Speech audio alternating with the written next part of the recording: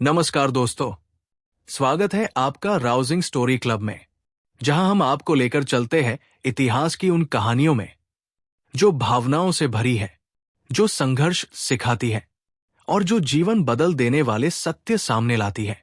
आज की कहानी शुरू करने से पहले अगर आप यहां नए हैं तो कृपया चैनल को सब्सक्राइब कर लें और अगर वीडियो आपको अच्छा लगे तो लाइक और शेयर जरूर करें। तो आइए कहानी की शुरुआत करते हैं। कभी कभी युद्ध तलवारों से नहीं, दिल के अंदर होने वाले धोखे से हार जाता है। कुरुक्षेत्र के मैदान में एक क्षण ऐसा भी आया जब रथ चला रहा एक योद्धा अपने ही सारथी की बातों से धीरे धीरे टूटता गया और उसी टूटन ने महाभारत का सबसे बड़ा मोड़ पैदा किया। आज की कहानी शल्य के उस धोखे की है जिसने कर्ण को भीतर से जला दिया। युग था हस्तिनापुर का। युद्ध चल रहा था 15वें दिन के बाद का। हर ओर धूल उठ रही थी, धरती कांप रही थी और सेनाओं के बीच गूंजती थी धनुष की टंकार और रथों की गर्जना। भीष्म गिरे, द्रोण गिरे, दुर्योधन का आत्मविश्वास टूटने लगा। अब कौरव सेना का सहारा केवल कर्ण था। कर्ण जो जन्म से परित्यक्त था पर साहस से महान था और वचन का इतना पक्का कि अपने प्राण भी दान में दे सकता था। उसी समय दुर्योधन ने एक अद्भुत निर्णय लिया। उसने कहा, आज से कर्ण का सारथी मद्र देश का राजा शल्य होगा। लेकिन यह निर्णय युद्ध का सबसे घातक जाल बन चुका था। शल्य कौन था और उसने ऐसा क्या किया जिससे कर्ण की हार तय हो गई? यही राज आज खुलने वाला है। शल्य का मनोवैज्ञानिक खेल शुरू। शल्य मद्र देश का राजा था जो माद्री, पांडवों की माता के भाई और नकुल व सहदेव के मामा थे। स्वभाव से घमंडी पर युद्ध कला में माहिर और रथ चलाने में उसका कौशल अपराजेय कहा जाता था। दुर्योधन ने उसे कर्ण का सारथी बनने का आदेश दिया। शल्य के मन में कर्ण के प्रति सम्मान नहीं बल्कि ईर्ष्या थी, क्योंकि कर्ण सूतपुत्र कहलाया जाता था और शल्य राजा था। जब कर्ण उसके रथ पर चढ़ा, शल्य ने भीतर ही भीतर एक निर्णय ले लिया। वो निर्णय था कर्ण का मन तोड़ने का। युद्ध के दौरान बाणों की बारिश हो रही थी। अर्जुन और कर्ण आमने सामने थे, पर ठीक उसी समय शल्य ने धीरे से कहा, कर्ण, तुम अर्जुन के सामने कुछ नहीं हो। कर्ण चौंक गया पर चुप रहा। कुछ क्षण बाद शल्य फिर बोला, तुम्हारा बाण हल्का है, तुम्हारा धनुष कमजोर है और अर्जुन का सारथी खुद श्री कृष्ण है। तुम कैसे जीतोगे? ये शब्द बाणों से भी अधिक घातक थे। कर्ण ने कहा, राजन शल्य, सारथी का काम रथ को संभालना होता है, योद्धा का मन नहीं तोड़ना। शल्य मुस्कुराया, पर उसकी मुस्कान के पीछे गहरी चाल छिपी थी। शल्य को कर्ण के साथ क्यों लगाया गया? कुरुक्षेत्र युद्ध शुरू होने से पहले एक बहुत रोचक और कम ज्ञात घटना घटी थी और उसी घटना ने भविष्य में कर्ण की किस्मत मोड़ दी। कहानी शुरू होती है मद्र देश के राजा शल्य से। शल्य अपने राज्य के साथ युद्ध में भाग लेने जा रहे थे। दिल में स्पष्ट विश्वास था, मैं पांडवों का साथ दूंगा, क्योंकि नकुल और सहदेव उन्हीं के भांजे थे। उनके प्रति स्नेह गहरा था। पर रास्ते में एक विचित्र परिस्थिति पैदा हुई। युद्ध से कुछ समय पहले दुर्योधन ने यह जान लिया था कि शल्य पांडवों के पास जा रहे हैं। दुर्योधन ने सोचा, अगर शल्य पांडवों के साथ रहें तो अर्जुन को बड़ा लाभ होगा, नकुल और सहदेव को एक शक्तिशाली सहारा मिलेगा और ये कौरवों के लिए घातक हो सकता है। इसलिए दुर्योधन ने एक चाल चली। उसने रास्ते में शल्य के आने की जानकारी लेकर मद्र देश में ही भव्य स्वागत की तैयारी कर दी। रथों की पंक्तियां लगी, हजारों सैनिक खड़े हुए, सुवर्ण आसन सजे, भोजन और उपहारों की बारिश हुई।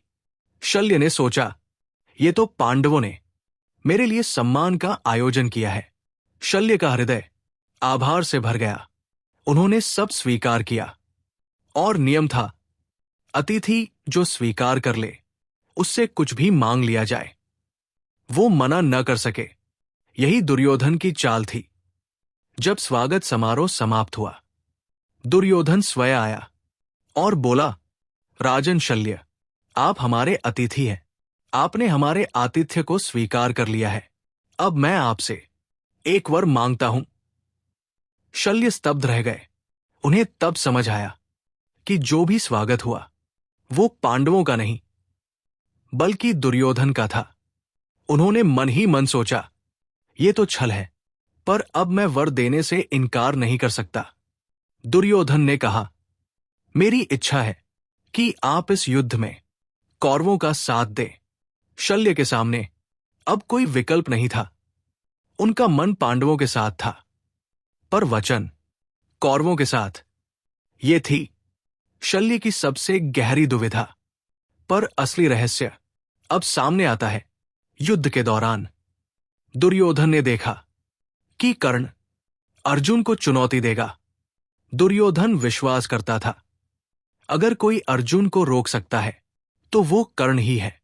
लेकिन उसे ये भी पता था, कर्ण की सबसे बड़ी कमी ये थी कि वो कभी कभी भावनाओं में बह जाता था।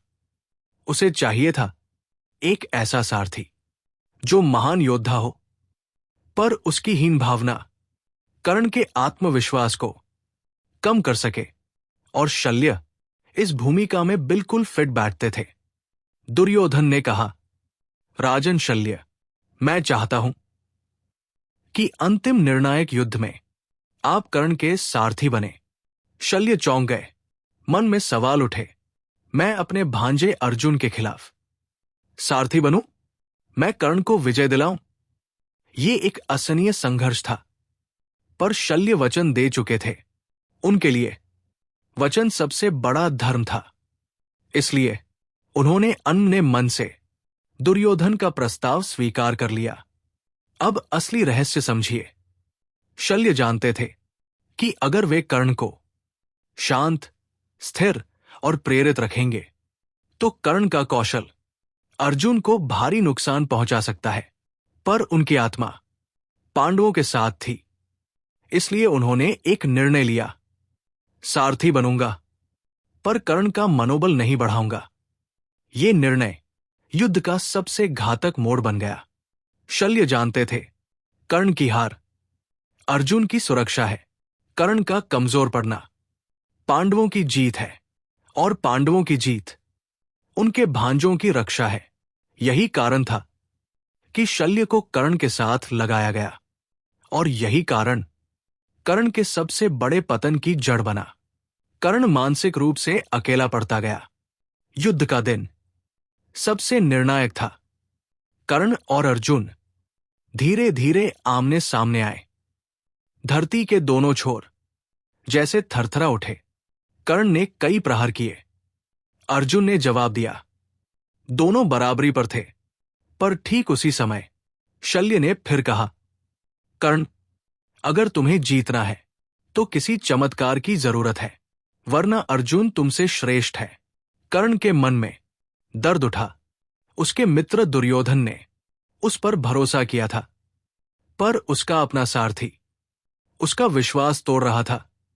कर्ण ने कहा, राजन, मैंने अपना जीवन सम्मान पाने के लिए बिताया है।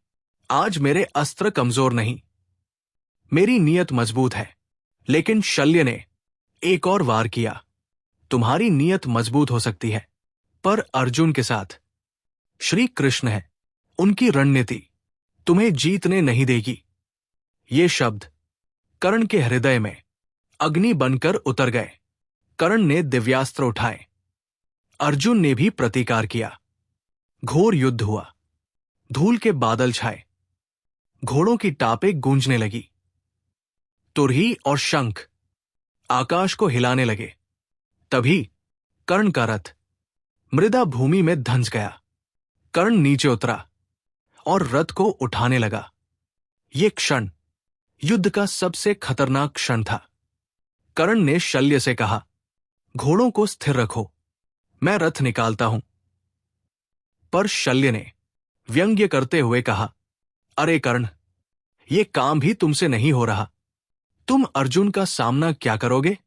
कर्ण ने दर्द से कहा, राजन, मुझे मेरे अंतिम युद्ध में सहयोग ही दीजिए।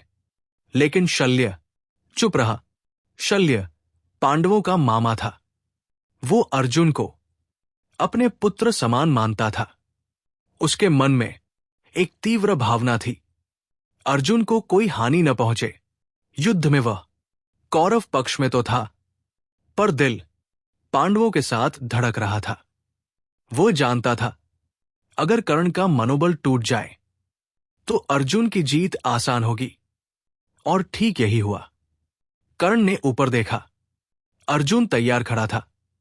श्री कृष्ण के संकेत पर अर्जुन ने अपना बाण चढ़ा लिया।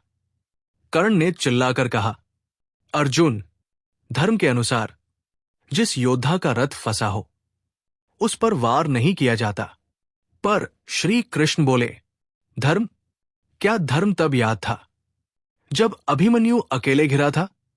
क्या धर्म तब था जब द्रौपदी का अपमान हुआ था? कर्ण मौन हो गया। वो जानता था, उसने भी उस अन्याय में भाग लिया था। शल्य चुपचाप रथ की लगाम पकड़े रहा। उसने कर्ण को न तो चेतावनी दी, ना ही सहायता, और यही मौन उसका सबसे बड़ा धोखा था। अर्जुन ने धनुष खींचा। समय जैसे ठहर गया। कर्ण ने अंतिम बार आकाश की ओर देखा। उसकी आंखों में दुख था, क्रोध था और अपूरणीय पीड़ा थी। पर फिर भी उसकी आवाज शांत थी, मेरे समर्पण का यही अंत है। और अर्जुन का बाण सीधे कर्ण के हृदय में उतर गया। रथ पर खड़ा शल्य कुछ क्षण के लिए स्थिर रहा। उसके चेहरे पर ना पश्चाताप था, ना ही दुख, बस शांत मौन। कर्ण का पतन क्यों हुआ? कर्ण का बल अत्यधिक था, उसकी तकनीक अद्भुत थी, उसका साहस अनुपम था। पर मनोबल किसी भी योद्धा का सबसे बड़ा हथियार होता है। शल्य ने बार बार उसके मन पर प्रहार किया। एक योद्धा तलवार से नहीं, मनोबल टूटने से हारता है। कर्ण यही हार गया। और शल्य का धोखा युद्ध के परिणाम का सबसे बड़ा मोड़ बन गया। इस कहानी के 3 गहरे सबक। पहला सबक, सबसे बड़ा शत्रु कभी कभी वो नहीं होता जो सामने खड़ा हो, बल्कि वो होता है जो आपके साथ खड़े होने का दावा करता है और अंदर से आपको कमजोर करता है। दूसरा सबक, मनोबल शक्ति से बड़ा हथियार है। जिसका आत्मविश्वास टूट जाए वो सबसे शक्तिशाली युद्ध भी हार सकता है। तीसरा सबक, सारथी सही हो तो योद्धा जीत सकता है। जीवन में सही मार्गदर्शक, सही साथी, सही वातावरण आपके संघर्षों का परिणाम बदल देते हैं। आपने इस कहानी से क्या सीखा? कमेंट में जरूर लिखें। दोस्तों, ये थी आज की कहानी। आशा है कि आपने इससे कुछ नया सीखा होगा और इतिहास के इस पल को पहले से गहराई से महसूस किया होगा। अगर ये वीडियो आपको पसंद आया हो तो इसे लाइक करें, अपने मित्रों के साथ शेयर करें और ऐसे ही शक्तिशाली किस्से सुनने के लिए हमारे चैनल राउजिंग स्टोरी क्लब को सब्सक्राइब कर लें। आपके सुझाव हमारे लिए अनमोल है। कमेंट में जरूर लिखें कि आप अगली कौन सी कहानी सुनना चाहते हैं। फिर मिलेंगे एक नई कहानी के साथ। धन्यवाद।